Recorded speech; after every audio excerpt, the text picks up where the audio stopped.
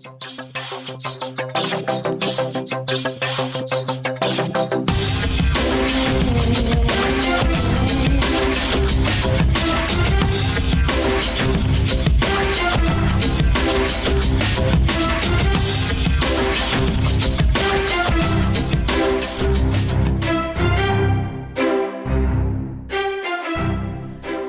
to the Career Metis podcast. I am your host, Nisar Ahmad.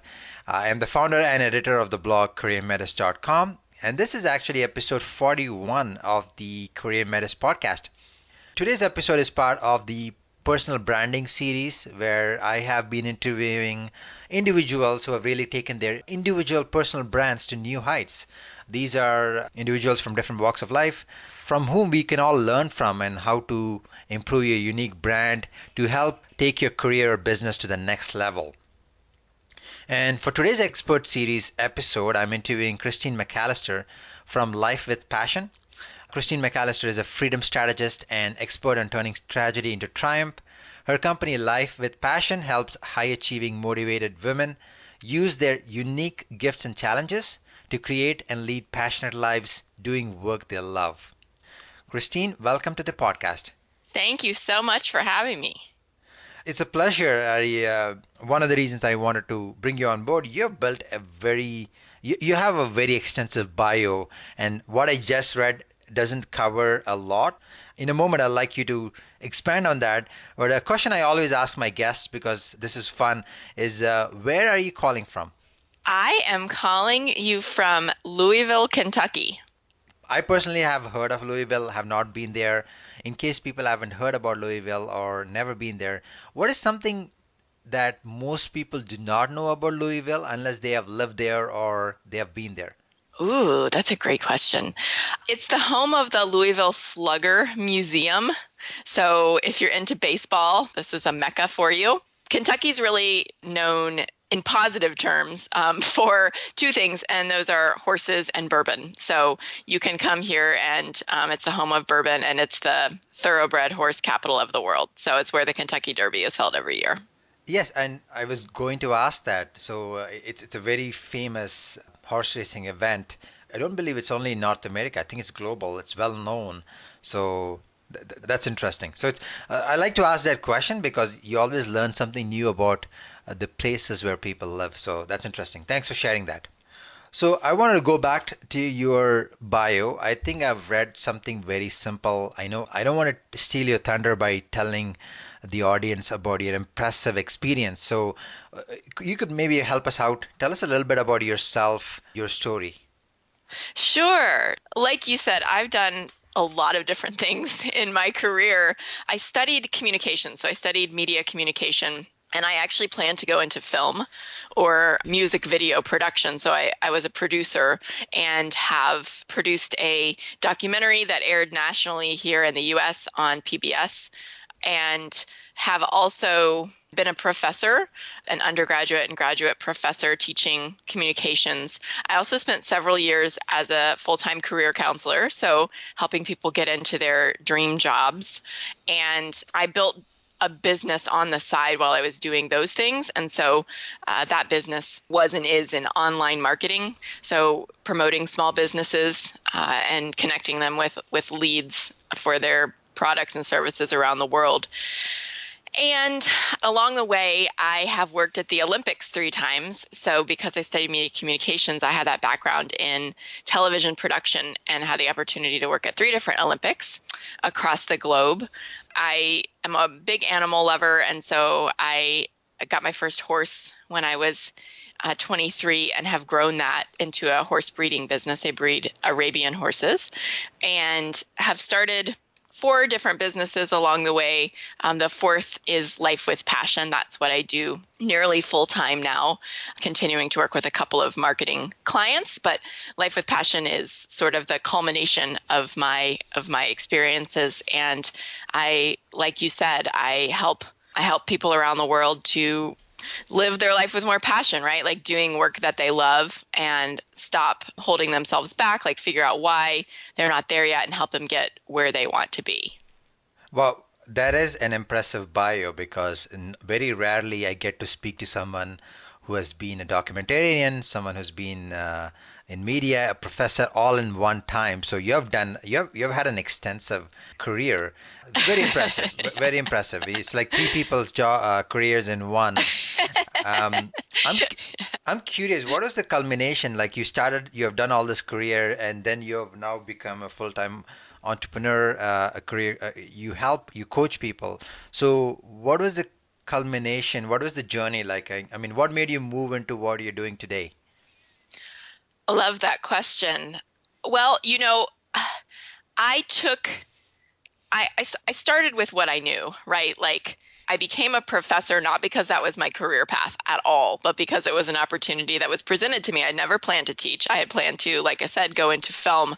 And what happened really was that I've always followed my passions. And so I got a call offering me to become a professor at my alma mater, which was a huge honor right out of grad school. And it also gave me the opportunity to start building a life that I loved, which included, getting my first horse, which was a lifelong dream for me, and included moving back to Kentucky where I could have a horse, as opposed to moving to someplace like LA or, DC, which is what I was looking at. And I realized that I've always wanted my job, my career, my businesses to support my life. And so I made that decision because I knew I was going to get to actually have a life rather than working 20 hours a day and building, a career maybe that I was passionate about, but that was all I got to do, for years and years and years.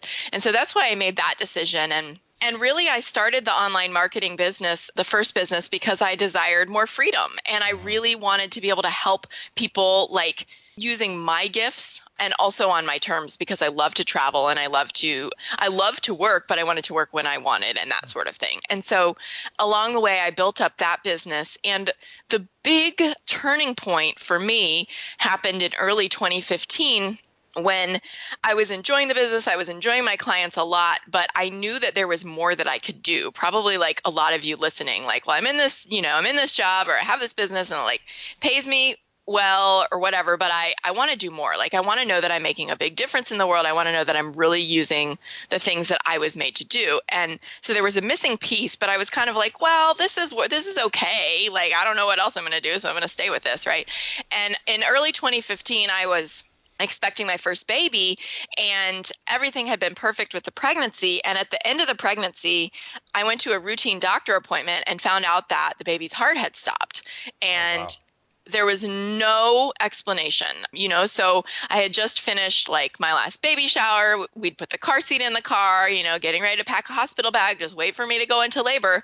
And out of the blue, this happened. And so I found out this happened, and I went into this crazy state of they sent me straight to the hospital to be induced to deliver this baby that had already passed away. We were waiting to find out if it was a boy or a girl. And we found out, while I was waiting to deliver her, that it was a girl. And then they started telling me, oh, by the way, while you're waiting to go into labor, you need to start planning a funeral. I mean, it was the most just, you can imagine the craziest thing that I've ever been through. And of course, afterward, this profound grief, because this is not supposed to happen, right? This is not the normal course that life takes. Out of that, I did a lot of questioning of everything in my life. And I got really clear that I wanted to create a legacy for myself and also for my daughter, Maeve, since she wasn't going to be here to do it. And I wanted to create a legacy that we could both be proud of. And so I took a really hard look, and I hired a mentor to help me figure out what are those unique gifts, what are those unique skills. I was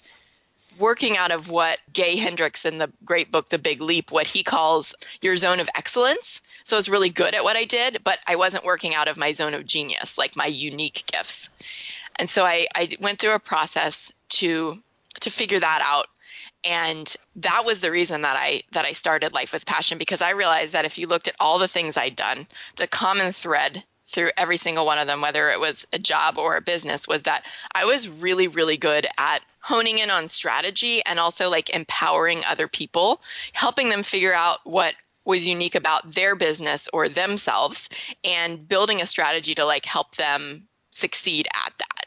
So combining those two things. And so I built Life with Passion out of that. That's exactly what I get to do every day, is motivate and inspire and empower others to identify and use their unique gifts and then, build their careers around them.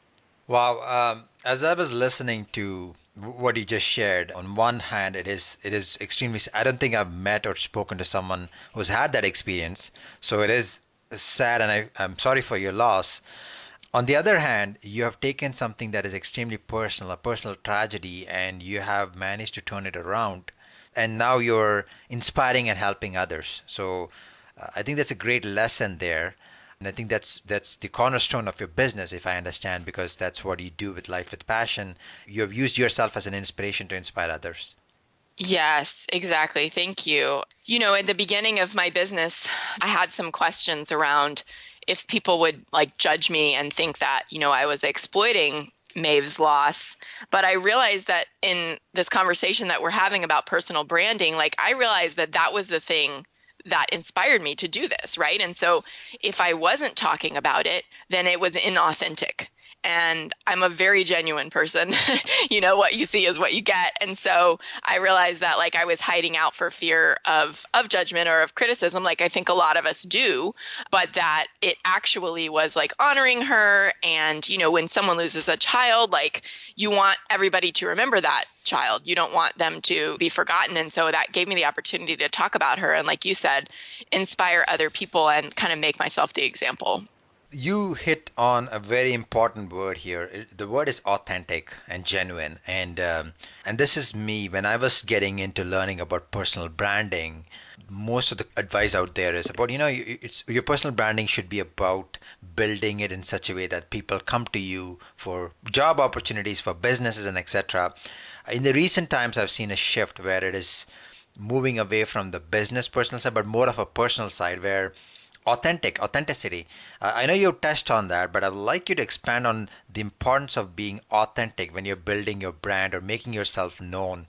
Yeah, authenticity, right, is super important to us, as millennials, as people who are seeking to make a difference in the world. And for me, I've found that it requires doing like some internal work and some processing to make sure that how I'm putting myself out there is actually authentic to who I am. And it also requires me to get over, and a lot of us to get over our perfectionism. Because a lot of times we only want people to see the perfect social media image, right? So we only post on Facebook when we're doing something really awesome, for instance. Yes. And so people only get that perception of us. But what I have found over and over and over is that the reasons that people come to me, the reasons that people hire me are because I'm real, because I keep showing up when I've had a realization that's, it's something hard, or I'm having a tough day, and I talk about how that integrates into my job, my business. And I create a lot of content that is around stories that share how I took something that was a challenge, even if it was a small challenge, like I woke up feeling anxious today, right? And I turn that into, but here's what I did with that, right? So you can apply this in any career path that you have. You can apply this as you're creating content, as it applies to, like, let's say you're a project manager or something, right? Like, how did you deal with a personal struggle or issue that you had? Let's say you're blogging about it. The possibilities are endless. You could talk about how you had this big project at home or whatever, and how you took your natural skills as a project manager to apply that and get this good outcome where it first seemed overwhelming. And now you have this great outcome, whether it's home improvement or, planning a wedding. I mean, you could apply it in any number of areas. I think that's important when we talk about the personal branding. It no longer. I think the experts I'm interviewing, they all share this common trend. So you mentioned the word introspection, doing some internal thought, but I'm just listening to this. And doesn't that also involve having a lot of courage to share your areas of weakness, your vulnerabilities? So what are your thoughts, and how does someone overcome that if that is the case? Yeah. Oh gosh, that is such a great question. So I think that in my experience, both in my own life and in my clients' lives, what I have found is that it comes down to having a big enough reason to do it. Some people would call it knowing your why, right? But sometimes that can stress people out because you're like, well, I don't know my why, or I don't know if it's big enough, and that causes all like more problems, right? So I think that's a simple way to say it is like, what's the big reason that you want this, right? If you have this dream job that you're going for, and you know that you've got to do certain things and put yourself out there in an authentic way in order to get the attention of the hiring manager or the CEO or whoever it is, then you've got to keep coming back to what that job, what that opportunity is going to allow you to do. Because, our fears of showing up as weak, of showing up as not perfect, those are real and those are super powerful. And I think that most people, the majority of the population, allow those fears to keep them stuck because they are so powerful, right? Because they are out of our unconscious minds, which are 95% of our brains. So if we aren't really aware of what's going on and have a bigger reason to overcome those fears, we're going to allow them to keep us stuck. So I think the first thing is looking at, why do you want this? Like, what is it going to allow you to do for your life? And really focusing on that, shifting your attention to focus on that rather than the potential outcomes if your fears come true. That's key, right? Because I'm thinking of, if you think about your career, your interviews, your resume, you're trying to create an image of perfection so that you get hired. In the recent interviews I've been on where I'm a candidate, there's a lot. I see a slight shift where people are asking me about my failures, what I learned from that, because they are open to seeing. I think even companies that are hiring, they're getting tired of seeing perfect candidates, and they know that nobody's perfect, so they're trying to open up and learn more about the person rather than that's what are the accomplishments on the resume. So it's very similar to what you mentioned. That seems to be a common trend right now, the whole concept of authenticity and getting connected on a personal level. So that's something I thought I've come across as well. So you've talked about the why, you talked about introspection. So they have, let's say people listening to this, they have figured that out. What is the next step? How do they get started, if to build a good brand for themselves? Great question. So I think that it depends on what your goal is, right? And what you were just talking about with your recent experience and people asking you about failures and that kind of thing. I think that another really important part of that is that it makes you memorable, right? So in terms of a sea of resumes or whatever, or a sea of candidates or interviews, you go in and you share something that it's like a hook. It's like a personal hook, right? Like, oh, he's the guy who, XYZ.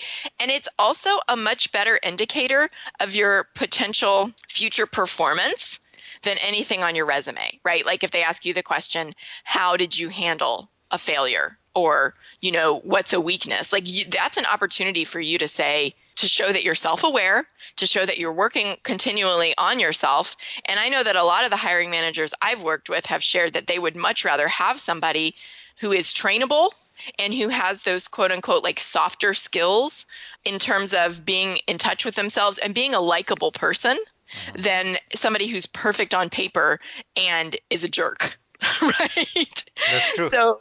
So you coming across as authentically you makes you memorable in a really positive way, so that really when all they have once you've left the room, once they've interviewed everyone, is an impression of you, that if that impression is positive, that goes so much farther than like some numbers that they wrote down, ranking you, because that's going to trump it. That's going to trump that like objective rating. They're going to be like, well, he might not have this, but man, I really liked him as a person. And that goes a long way because they're going to be working with you. Does that make sense? Yeah, absolutely. It makes total sense because I like your analogy, right? Having someone having a perfect resume being a jerk, where someone who doesn't have a perfect resume, but this person can learn, can be trained, would be a better cultural fit. So I like that analogy a lot. I know that was a diversion, but I thought it was important to bring up something that you said triggered that for me. So I think that's important. Yeah, no, that was a great point. So going back to what we talked about the why, right? Now my question is on the how. Yep. Do you have any recommendations on the hows? Like, is there steps that you would recommend? Sure. I guess it depends on what part of the process you're in, right? Like, would you like to talk about like how to apply this in an interview setting or how to apply this in a job searching setting, or what do you think that would be most helpful? I think what would be really helpful is even before they get into the interview and jobs search, it's good to build some Mm, type of a brand for themselves, right? You mentioned the sure. word sea of resumes. So, how do you stand out even before you get there? For example, so if I can clarify, is do they need to build a strong following on social media? Do they need to work on their LinkedIn profile? Do they need to create their blog? Or do they need to start speaking as you are? So there's so many ways to build a brand. In your experience, what do you think is the best way to get started? Sure. So if you're starting from the ground up, if you're starting from Mm-hmm. zero, I would take a look at the places where I'm active on social media. And I would go through and I would say, does this reflect, you know, the real and best version of myself, right? Mm-hmm. I think that's also an opportunity for personal growth, because if you've got some stuff from 5 years ago, or you've got some stuff from university or something, and maybe there's pictures of you at a party, like you don't want that to be seen, right? Or Right. that's not who you are anymore, let's say. Like, go ahead and get in there and clean that up. I think that's a growth process for you. I think that not only physically doing that, but also realizing, hey, I'm not that person anymore. Like, I look at that picture and I feel weird, right? So now you have a better understanding to that introspection of who am I now, and also who am I aspiring to be, who am I growing into, the best version of myself, the person that everybody is going to want to hire. I think Mm-hmm. there's also an opportunity as you're job searching to take a look at like the about pages of these companies. How Mm-hmm. do they put themselves out there? Like, I remember one time my dad said to me, we heard this commercial on the radio for, it was a car dealership. And it was this really high pressure, come in today and we'll make sure you walk away with a car. And he looked at me and he said, Christine, if that's the kind of commercial they're putting out, that's the experience you're going to have when you walk into that car dealership, right? Like, they're being Interesting. authentic to their brand. I know, it's stuck with me. And so when I have been job searching myself or helping clients do it, what I always do is look at how the company portrays itself. There's a international company here in Lexington, down the road in Lexington, Kentucky, called Big Ass Fans, and they make huge fans, right? They make big ass fans. And they're like 8, 10, 20 feet across, industrial type fans. But their logo is a donkey, and it's like looking over its shoulder at you. And so it's this big donkey butt. And they are very tongue in cheek about their branding, right? So, and they're also a great example of like, if you're offended by the name of their business, you're not a good candidate. You should not apply. If you can't proudly say, I work at Big Ass Fans, then you don't belong there in their company culture. It's not a good fit for you. So I would start to look and like be reflective about these companies that you might want to be a part of. Like, get to know how they put themselves out there and their branding, and trust that if they're a company you want to work for, they are congruent in their branding, and you can look and be reflective and be like, does that hit me right or does it not? That is a really good way, because chances are, if you're living like authentically and you read about this company and their values, their mission, or whatever sound exciting and good to you, you're going to be so much better a fit than if you read this one over here and you just think you should apply because you want a different job. That's very interesting. I don't think I've heard that yet, because a lot of the advice that we read about is, yeah, you need to build a consistent brand, and you should resonate with the interviewing company.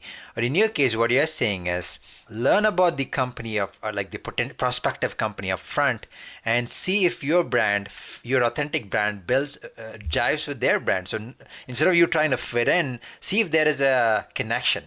Right. So Yes. I've never actually, that's very impressive. I've never heard that before. So that's a great insight. Awesome. Yeah, it's kind of flipping it on its head, right? Rather than Yeah. being like, we should have this many followers and this many readers on our blog. Like, we know that the biggest potential for happiness in a job, in a career, is that you like your immediate supervisor. And so, if you resonate with the type of people who work there, the brand and all of that, then chances are And of course, pay attention to this if you get to the interview stage, right? Like, are you going to be getting, are you getting a good feeling from the person that is interviewing you, who you would be working for?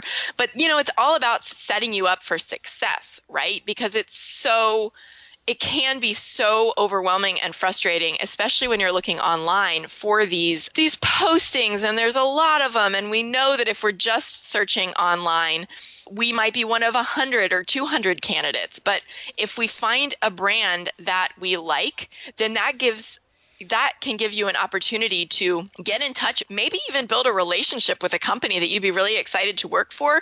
Because I've seen it happen a lot of times that where you might not be a fit for them now, but they're going to keep you on file because you reached out in a different way, because you impressed them with your authenticity, with an email or a letter or whatever. And then when something comes up, maybe they don't even advertise that job because they go, hey, she would be a great fit for this, I think. I'm just going to pull her resume out, or I'm going to search for that email, and I'm going to get back in touch with her and see if she's still looking. And that only happens when you are memorable and you're authentic, and that makes you stand out. So the key word here is memorable, right? Yes. Based on what he said. That's very interesting. And a lot of people, including myself in the past, we play a numbers game. But if you can make sure that you stand out by being memorable in each interview or each interaction, you have a higher chances of being employed for a long time. Yeah, and happily employed, right? Exactly. I think that it's also, as you're job searching, one thing that I always did and that I still teach to this day is make sure that you really take a lot of time with the application to show them that you get their brand, to show them that you've done your research, to include the keywords that they say are important to them in the description, right? And this is probably advice that you've heard before, but that's another way to actually become memorable before you get to the interview. Update that resume to include the things that actually make you a great candidate, and not just use that same resume, hit upload, submit for everything, right? And if you have the opportunity to write a cover letter, that's a great place to become memorable. Or even if it's an email that you're sending, somebody asked you, hey, forward me your resume, I'll send that. Take that space in the email itself to basically write a cover letter, because it's going to get forwarded on. So there are a lot of different hacks and ways that you can get, around the traditional system to make yourself memorable. One of the final questions I have as we're narrowing down to the close here is, you mentioned the word happily employed, and your business name, I want to go back to the beginning of the interview, is Life with Passion. So happiness, passion, I hear that a lot. Everyone hears that a lot today, and everybody has a different take on it. So I'm curious, when you say life with passion, what does that mean for you? I really value feeling motivated and feeling energized and feeling productive in my work. I really value being able to work in a way that supports my life, rather than my life is entirely only about this one thing and it drains me. And so for me, life with passion means having the opportunity to make a big difference in the world with my work, and to help others, feel passionate, to empower them because I believe that we're all made with these unique gifts, and we're all made with the potential to make a difference in the world, whether it's I'm very visible, right? And I speak and I write and I am all over the place, but maybe that's not your desire. Maybe your desire is to, work on this little project that's going to have big impact, or to create really, really high quality work that's going to stand the test of time. So no matter what it is, it's getting to do work that works for you and that uses the way that you're made to get you excited, and that you look forward to doing, and that you feel very proud of, and that also allows you to have a life doing the other things that you love. And so that at the end of the day, at the end of the month, at the end of the year, you're satisfied. I think that's what it means. Yeah, thanks for clarifying that. That is, I think that's one of the best examples of, or best explanations of passion I've heard. So thanks on that. The final question I have for Christine is, we have come to the end of the interview. Before we conclude, any last words, anything that you would like to add for the audience? I think the most important thing is just to start, or to use this episode as motivation to just do something small today, because a lot, we've talked about a lot here, and it's really easy to get overwhelmed, right? Like, well, I want to go work for this company, but I have no idea how to get in the door, so that's depressing, right? So I would say just to allow yourself to dream and maybe to take action on that for 5 minutes today. Because what you're going to do is you're going to start to build momentum, and then it's going to keep you out of that procrastination, perfectionism, feeling totally overwhelmed and feeling anxious, and going down the shame spiral of it's never going to happen for me, right? So instead, like, take 5 minutes of action today toward that dream job. And I think you're going to find, if you repeat that every day, that you're going to look up and be like, I've made a lot of progress. And that's going to build like your belief that this is possible. I think that's an excellent conclusion. Christine, it was a pleasure having you on the show. As I mentioned during my interview, I've learned some new ideas and exciting ideas, some shift in my mindset. So I'm sure the people listening to this have also benefit from that. So it was great having you as a guest. Thank you so much for having me. I've loved being here. You're welcome. Thanks, folks, for listening to this episode of the Career Medis podcast. I have written a brief summary of the interview with links to Christine's website as part of a blog post on careermedis.com. If you enjoyed this episode and also learned something new, feel free to post a comment or a review. And if you really loved it, definitely go ahead and share this episode among your social network. And to watch other episodes of the Career Medis podcast, you can go to iTunes, Stitcher, TuneIn, etc. Until next time, this is Nisar Ahmed, your host for the Career Medis podcast. Thank you.